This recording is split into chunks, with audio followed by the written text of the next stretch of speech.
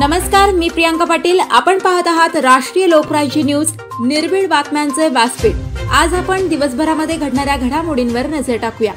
कांदिवली पश्चिम येथे लोकमाता पुण्यश्लोक अहिल्यादेवी होळकर यांच्या पुण्यतिथीनिमित्त विनम्र अभिवादनाचा कार्यक्रम संपन्न। भारत कवितके, मुंबई, कांदिवली पश्चिम। कांदिवली पश्चिम येथे लोकमाता पुण्यश्लोक अहिल्यादेवी होळकर यांच्या पुण्यतिथीनिमित्त विनम्र अभिवादनाचा कार्यक्रम संपन्न झाला।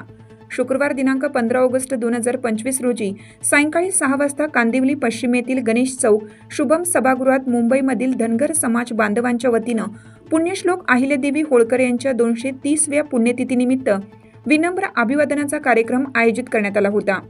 दत्ता यमगर यांनी मुंबई विभागातील धनगर समाज बांधवांशी संपर्क करून एकत्रित केले।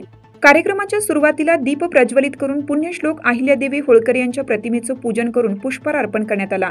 यावेळी व्यासपीठावर उपस्थित असलेल्या अनेक मान्यवरांनी पुण्यश्लोक अहिल्यादेवी होळकर यांच्या जीवनावरील घटना कथन केल्या।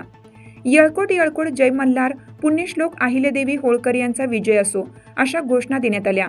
या प्रसंगी धनगर समाजातील अनेक मान्यवरांनी उपस्थित राहून विनम्र अभिवादन केलं।